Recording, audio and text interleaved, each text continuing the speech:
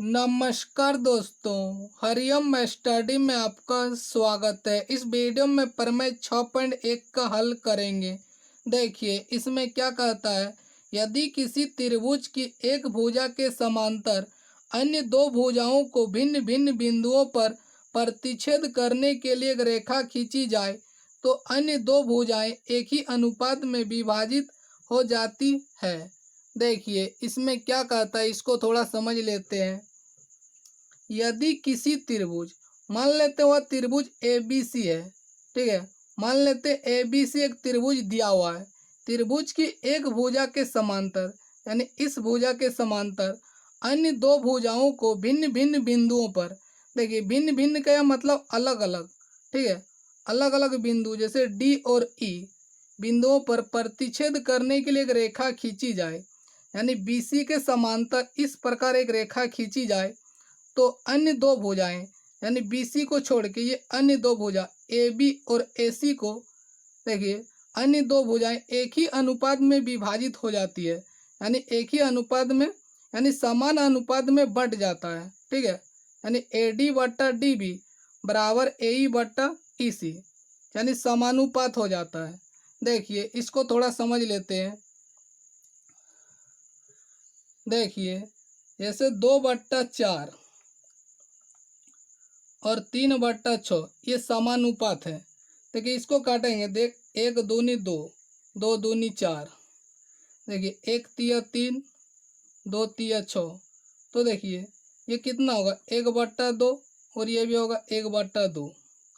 ये क्या है, समानुपात है, ठीक है। यानी 2/4 और 3/6 ये समानुपात है। तो इस प्रकार कह रहा है दोनों भुजाएं समान अनुपात में विभाजित हो जाएगी, ये सिद्ध करना है, ठीक है। तो देखिए सबसे पहले आपको लिखना है, दिया है त्रिभुज ABC में डी समांतर BC, डी और BC समांतर है, ठीक है। सिद्ध करना है AD बट्टा DB, AD बट्टा DB और AE बट्टा EC। देखिए इसमें थोड़ा रचना करना होगा। देखिए कुछ इस प्रकार, देखिए DM लंब AC और EN लंब AB, देखिए इस प्रकार लिखना होगा। देखिए DM लंब AC तथा EN लंब AB डाला और साथ ही देखिए B और CD को मिलाया, ठीक है। ये रचना कर लिए। अब देखिए इसका प्रमाण दिखाते हैं। अब देखिए त्रिभुज ADE का क्षेत्रफल और त्रिभुज देखिए DBE का क्षेत्रफल का अनुपात निकालेंगे तो AD और DB निकल जाएगा। देखिए त्रिभुज का क्षेत्रफल, ये 9 क्लास में हम लोग सीख चुके हैं। इसको लिख सकते हैं एरिया ऑफ, जैसे देखिए त्रिभुज ADE तो एरिया ऑफ त्रिभुज ADE इस प्रकार लिख सकते हैं, ठीक है। यानी त्रिभुज ADE का क्षेत्रफल, देखिए त्रिभुज ADE का क्षेत्रफल इसको इस प्रकार लिख सकते हैं। देखिए एरिया ऑफ ADE, देखिए एरिया ऑफ त्रिभुज ADE लिखें या एरिया ऑफ ADE लिखें, एक ही बात है, ठीक है। क्योंकि देखिए अगर ABC को एक सीधी रेखा होगा तो इसका क्षेत्रफल नहीं निकलेगा, सिंपल सी बात है, ठीक है। तो यहाँ AD त्रिभुज का ही बात हो रहा है। जैसे देखिए एक एग्जाम्पल लेते हैं, यहाँ अगर लड्डू रखा हुआ है तो यहाँ बोलेंगे यह मीठा है, ठीक है, यह मीठा है। इसका मतलब क्या मीठा है, लड्डू की ही बात हो रहा है, यहाँ रसगुल्ला की बात तो नहीं होगा। उसी प्रकार एरिया ऑफ ADE लिख रहे हैं, इसका मतलब इस त्रिभुज का ही बात हो रहा है, ठीक है। चाहे आप एरिया ऑफ त्रिभुज ADE लिखें या एरिया ऑफ ADE लिखें, एक ही बात है, यानी त्रिभुज का ही बात हो रहा है, ठीक है। अब देखिए इसका प्रमाण देखते हैं। देखिए एरिया ऑफ ADE और देखिए एरिया ऑफ DB, इस त्रिभुज का क्षेत्रफल, देखिए DBE, दोनों के त्रिभुजों के क्षेत्रफल का अनुपात निकालेंगे, ठीक है। तो देखिए त्रिभुज का क्षेत्रफल का सूत्र क्या होता है, 1/2 आधार गुना ऊंचाई, ठीक है, ये सूत्र होता है, तो देखिए इस त्रिभुज में देखिए ए डी ई में यहाँ ऊंचाई क्या है, यानी ई एन लंब अभी खींचे, ठीक है, ये रचना की है। तो यहाँ देखिए 1/2 और देखिए इसमें आधार क्या होगा, यानी जिस पर लंब रहता है। यानी देखिए अगर त्रिभुज इस प्रकार है और इसमें ये लंब है तो ये आधार होगा, ठीक है, और ये ऊंचाई होता है। तो यहाँ देखिए ई एन क्या है, लंब है 1/2 और आधार इसमें क्या होगा ए डी। तो यहाँ लिखेंगे A D Guna E N, ठीक है, यानी 1/2 आधार गुना ऊंचाई। देखिए त्रिभुज ए डी ई में आधार होगा ए डी और ई एन लंब होगा। अब देखिए area of D B E, इसमें देखिए इसका क्षेत्रफल क्या होगा 1/2, इसमें आधार क्या होगा, आधार हो जाएगा डी बी, ठीक है, डी बी, और इसकी ऊंचाई क्या होगा। अब देखिए यहाँ आपके मन में कन्फ्यूजन आ सकता है। देखिए त्रिभुज ए डी, देखिए ए डी ई में देखिए इसकी ऊंचाई ई एन है, लेकिन इसमें लंब नहीं है। तो देखिए अगर अधिकोण त्रिभुज बनाएंगे, अधिकोण त्रिभुज क्या होता है, यानी एक कोण 90 से अधिक, ठीक है, यानी ये कोण देखिए 90 से अधिक होगा। अगर इस प्रकार का त्रिभुज बने तो इसका लंब जो होता है, ये देखिए इसको आगे बढ़ाएंगे इस प्रकार, ये त्रिभुज के बाहर होता है, ठीक है, ये त्रिभुज के बाहर होता है इसकी ऊंचाई लंब। तो उसी प्रकार देखिए ये क्या है, ये अधिकोण त्रिभुज है, ये 90 से अधिक है, ठीक है, तो इसकी लंब त्रिभुज से बाहर में होगा। इस चीज़ को आपको याद रखना होगा, यानी अधिकोण त्रिभुज जो होता है उसमें लंब त्रिभुज से बाहर में होता है, यानी इसको ये आगे बढ़ाएंगे, यहाँ से देखिए लंब डालेंगे तो यहाँ होगा, ठीक है, इस चीज़ को आपको याद रखना होगा। तो इसका लंब भी हो जाएगा ई एन। अब देखिए 1/2 ये कट जाएगा, ये भी कट जाएगा, ई एन कट जाएगा। यहाँ से क्या प्राप्त हो रहा है, ए डी बट्टा डी बी, ठीक है। और अब देखिए इस त्रिभुज का A D E, area of A D E बटा देखिए इस त्रिभुज D C E, area of D C E, इसका क्षेत्रफल का अनुपात निकालेंगे। तो इसमें देखिए इसमें आपके और आधार क्या लेंगे ए डी ई में, क्या कि देखिए अभी ए डी देखिए ए ई बट्टा ई सी लाना है, तो लंब इसमें देखिए ये लंब क्या है डी एम, तो यहाँ आधार हो जाएगा ए ई, ठीक है, 1/2 इसमें आधार हो गया ए ई, और ऊंचाई क्या लेंगे डी एम, ठीक है।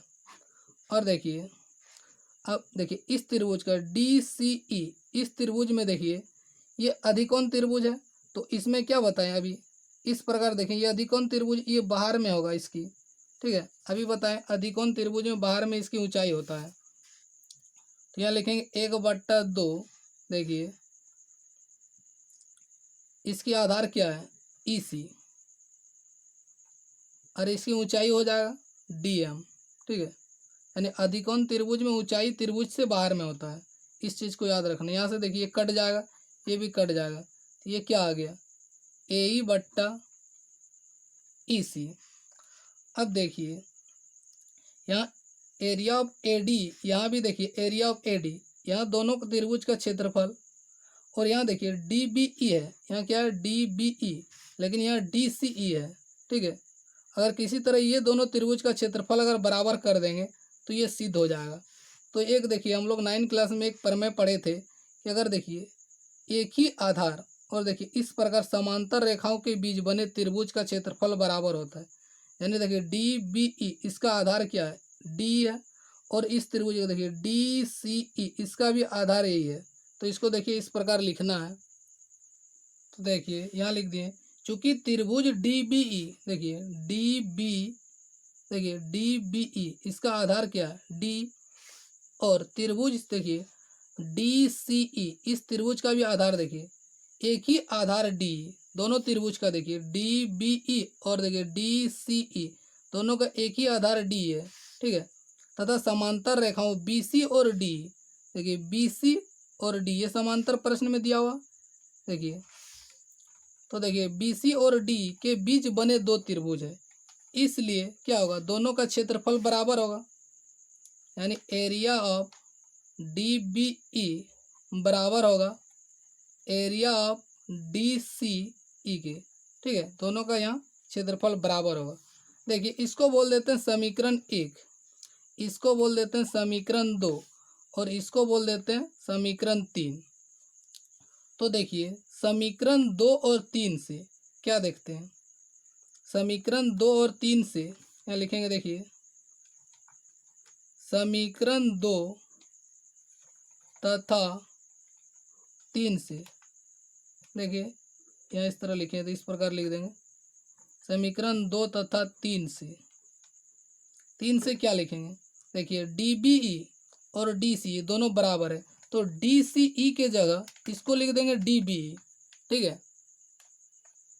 देखिए समीकरण 2 तथा 3 से, देखिए 2 में क्या है, एरिया ऑफ ए डी बटा एरिया ऑफ डी ई सी, तो डी ई सी के जगह देखिए हम इसको लिख दिए डी बी ई, क्योंकि देखिए D B area of D B यानी इस त्रिभुज का क्षेत्रफल इस त्रिभुज के क्षेत्रफल के बराबर है, तो डी सी ई के जगह इसको लिख दिए। तो समीकरण देखिए 2, देखिए 2 और 3 से हम इस प्रकार लिख सकते हैं, ठीक है, एरिया ऑफ ए डी बट्टा एरिया ऑफ डी बी, यानी देखिए डी सी ई के जगह लिख दिया डी बी, लिख सकते हैं क्योंकि दोनों का क्षेत्रफल बराबर है, इसको बोल दिया समीकरण 4, ठीक है। अब देखिए समीकरण 1 तथा समीकरण 4 से, देखिए 1 और 4 से, 1 में देखिए एरिया ऑफ ए डी बटा एरिया ऑफ डी बी, यहाँ भी देखिए वही चीज़ है, तो देखिए बायां साइड दोनों एक ही है, तो देखिए दायां साइड भी वही होगा, देखिए दोनों का क्षेत्रफल देखिए यहाँ जो है वही चीज़ यहाँ है, दोनों का क्षेत्रफल देखिए अनुपात एक ही है, तो इस प्रकार देखिए ए डी बटा डी बी बराबर ए ई बटा ई सी हो जाता है, ठीक है। तो ए डी बटा डी बी बराबर होगा ए ई बटा ई सी, ठीक है। समीकरण 1 तथा 4 से देखिए यहाँ क्या है, ए डी बटा डी बी यानी इतना बराबर इतना है, तो यही चीज़ देखिए यही चीज़ यहाँ है, तो इतना के बराबर ये, तो ये दोनों भी बराबर होगा, ए डी बटा डी बी और ए बटा ई सी बराबर होगा, यही सिद्ध करना था, हैंस प्रूव्ड, इसलिए सिद्ध हुआ, ठीक है। वीडियो अंत करते हैं, वीडियो आपको अच्छा लगा तो लाइक करें, कमेंट करें